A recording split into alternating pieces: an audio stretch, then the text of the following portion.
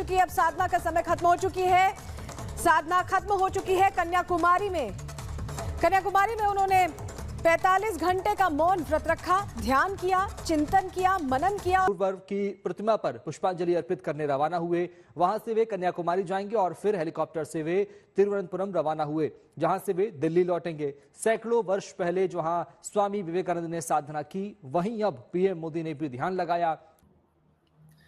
तो मतलब ये कि इन लोगों को कुछ समझ नहीं होती कि यार जो हम स्टेटमेंट दे रहे हैं, इस स्टेटमेंट के क्या नतायज निकलेंगे। हमें आज तक सच बताया ही नहीं गया। झूठ ही झूठ पे हमारी तमाम तारीख मबनी है।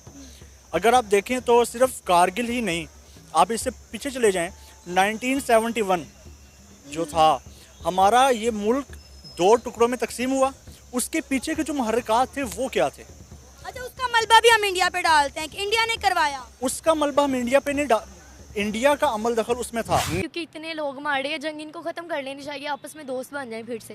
कैसे दोस्त बनेंगे? दोस्त बने, वो मस्जिद जो कह रहे हैं गिरानी है उसको खत्म करें और आपस में फ्रेंडशिप कर लें, दोबारा से दोस्त बन जाएं। मस्जिद का कॉन्फ्लिक्ट नहीं है बीच में, लेकिन ये गलत है ना, लड़ाई खत्म कर दें बस। वो ऐसी मतलब कि स्टेप्स ले रहे हैं। अगर उनको पाकिस्तान से कुछ खतरा महसूस हो रहा है या उनको लग रहा है कि उनके जो रिसोर्सेज हैं वो सही से इस्तेमाल नहीं हो रहे, इस वजह से वो इस तरह की आई थिंक स्टेप्स ले रहे हैं। और ऊपर से जो उनके सदर के साथ हमारे मुल्क से वापसी जाते हुए जो उनके साथ हादसा हुआ के लिए, तो बहुत से लोगों को हमने खुद सुना कि ये पाकिस्तान से आए हैं। जब से इंटरनेट आया है, जब से सोशल मीडिया आम हुआ है, लोगों को पता चलना शुरू हो गया कि मामला क्या है। उनको भी पता है कि सी पैक का रूट हमारे अंदर से होकर गुजरेगा। ठीक है। उनको भी पता है कि यार चाइना की जो ट्रेड वहां से शुरू होनी है, चाइनीज बॉर्डर से, वो पाकिस्तान से नहीं अटैच होता, वो हमारे साथ अटैच होता है। जब बिल्कुल डेफिनेटली कि आप यानी शुरू से आपका स्टांस रहा है जी कि कश्मीर हमारी शाहरग है जी, कश्मीर हमारा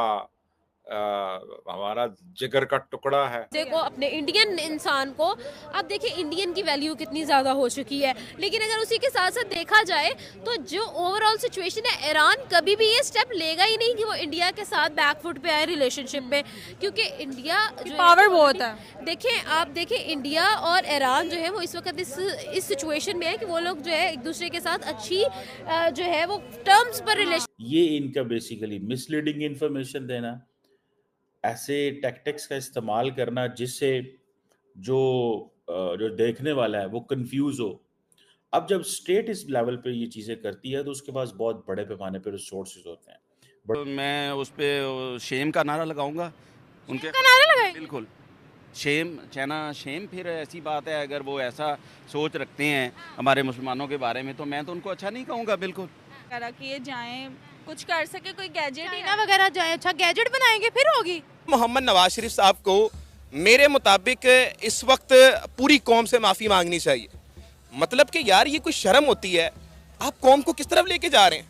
कौम को आप ये बता रहे हैं कि हम इतने गए गुजरे हैं, इतनी गई गुजरी हमारी आर्मी, इतनी गई गुजरे हम लोग हैं कि हिंदुस्तान का हम जड़ा मुकाबला नहीं कर सकते। उस टाइम भी तो बीजेपी की हुकूमत थी ना, वो अभी इस टाइम कहेगी कि देखो हमारी हुकूमत ने इतना अच्छा किया था और पाकिस्तान ने भी ये एडमिट कर लिया कि उस टाइम हमारी गलती थी। वो मैं भी समझता हूँ कि यार हमें जमहूरियत को मौका देना चाहिए था उस टाइम, हमें इंडिया के साथ बना के रखनी चाहिए थी। जिस तरह यूरोप को देखो, उनकी तरक्की का राज भी यही है।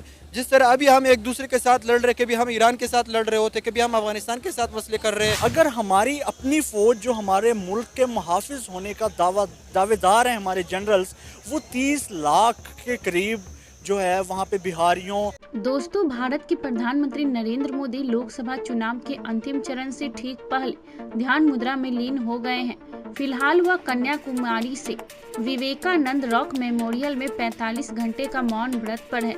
इस खबर के बाद न सिर्फ भारत की राजनीतिक भूचाल आ गया है, बल्कि यह मुद्दा पाकिस्तान में भी चर्चा का विषय बन गया है।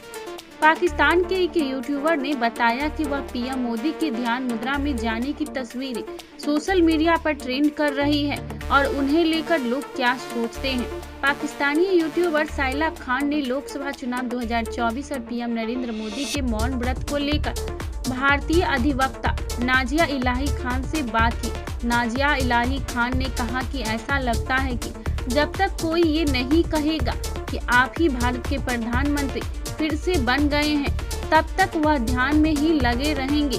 भारत का विपक्ष तो मोदी के मौन व्रत को चुनावी स्टंट मान रहा है। वास्तव में नरेंद्र मोदी मौन व्रत रखकर जनता को बताना चाहते हैं कि वह असली ही सनातनी है, जिससे आखिरी चरण के मतदान में भी वोट बैंक को बढ़ाया जा सके। साइला खान के सवालों का जवाब देते हुए नाजला इलाही खान ने बताया कि नरेंद्र मोदी जब बोलते हैं तो पूरी दुनिया सुनती है और नरेंद्र मोदी जब मौन होते हैं तो दुनिया उनके मौन की वजह खोजने लगती है। इसी तरह से भारत का विपक्ष भी आवाज लगा रहा है। भारत के विपक्ष को तो पीएम मोदी के बोलने से भी परेशानी है और अब चुप है तो इससे भी परेशानी है। नरेंद्र मोदी के लिए ये कोई नई बात नहीं है, वह बीच बीच में ध्यान लगाते रहते हैं। नाजला इलाही खान के अनुसार भारत में विपक्ष एकदम कमजोर हो गया है। राहुल गांधी भारत की संस्कृति के बारे में कुछ जानते ही नहीं और वे भारत के मुसलमानों को SC, ST और OBC के बीच में बांटना चाहते हैं। से दें, वो बड़ी मुश्किल से उन्होंने अभी जो एजिटेशन हुई तो पैसे अरेंज करके उनको दिए हैं। तो यानी फोकस इनका, मतलब आप ये तो मजाक की बात होगी कि हम इवन ये भी कहें कि इनका कोई फोकस है। ये तो बेचारे कमज़ोर सी हुकूमत है। नहीं, मुझे तो इस बारे में नॉलेज नहीं है, मैं उस पर बात नहीं करूंगा जिस पे मुझे खुद नॉलेज नहीं है। लेकिन हमेशा से यही होता आ रहा है कि चाइना हमारा दोस्त है, बेहतरीन दोस्त है। अमेरिका में भी जब छोटी मोटी बातें हो जाती हैं तो वो भी मुसलमानों का ये तलाशियों के बहाने से बुरा हाल करते हैं। मैं एक रहा हूँ फैमिली के साथ, वो न्यूयॉर्क में रहती है, 72 ब्रॉडवे जैक्सन हाइट न्यूयॉर्क। तो मेरे पास लेटर भी है उनका, ठीक है। मैं जा रहा था, मेरी वालदा ने मुझे रोक दिया, मैं फिर नहीं गया। तो वो बताते रहते हैं इस तरह के हालात। ये सारा बताने का मतलब ये है कि मैं काफ़ी वाकिफ़ हूँ, ठीक है। तो कहते हैं कि जी जब भी कोई इधर खुदा न खासा को मामलात हो जाते हैं तो वो ये तलाशी के बहाने से हमें बड़ा जलील करते हैं, मुसलमानों को जलील करते हैं, ठीक है। चले, अमेरिका में ये कानून नहीं है कि मस्जिदों को तोड़ना है या मस्जिदों के स्ट्रक्चर को चेंज करना है। चाइना ने ये कानून बनाया, 2019 में ये कानून बनाया कि हम हर मस्जिद का नक्शा बदल के चाइना के मुताबिक कर देंगे। उन्होंने मस्जिदों को तोड़ा भी। रिसेंटली उनकी गवर्नमेंट ने ऑर्डर दिया कि ये 100 साल पुरानी मस्जिद को तोड़ दो, उन्होंने तोड़ दी। नाउजुबिल्लाह। मस्जिद को शहीद करना कोई वो नहीं है। अगर उस पे अगर उसके मुतबादल अगर कोई अच्छा वो कुछ करना चाहते हैं, अच्छा करना चाहते हैं, मस्जिद तोड़कर क्या करेंगे वो? नहीं, मस्जिद तो शहीद की जाती है, न्यू बनाने के लिए तो शहीद करना कोई बुरी बात नहीं है। बनाने के लिए नहीं की उन्होंने। अगर उनका ये कोई प्लान है कि इस सिस्टम को चेंज किया जाए तो ये वेरी बैड वे, इस पे मैं कहूँगा कि वेरी बैड। उन्होंने कहा मौलवियों को आप लोग दीनी तालीम नहीं दे सकते बच्चों को। ये तो मुझे तो पता नहीं था। ये तो फिर शेम वाली बात है, बहुत बुरी बात है। फिर तो हमें चाइना के साथ पीस प्रमोट करेंगे सर। वो क्या पीस प्रमोट करेंगे, फिर वो तो वेरी बैड। फिर अगर वो मस्जिद को शहीद करके तो उसके मुतबादल नहीं बना रहे और कोई सिस्टम को ही चेंज कर रहे हैं तो ये तो वेरी बैड। तो फिर उनके खिलाफ आवाज़ नहीं उठनी चाहिए? आवाज़ उठनी चाहिए, फिर आवाज़ तो उठनी चाहिए। मैं तो किस मुंह से फिर कह रहे हैं कि हम कॉन्फ्लिक्ट को और हम एक पीस प्रमोट करेंगे? पीस प्रमोट करना तो वही होता है ना, आप हर कम्युनिटी को इज्जत दो, चाहे वो मुसलमान है, हिंदू है, सिख है, ईसाई, आप हर किसी की इज्जत करो, हर किसी के रिलीजन को रिस्पेक्ट दो। बिल्कुल सही है। नहीं, ये तो फिर अच्छी बात नहीं है। मैं तो बिल्कुल मैं उस पर शेम का नारा लगाऊंगा, उनके नारा लगाएंगे बिल्कुल।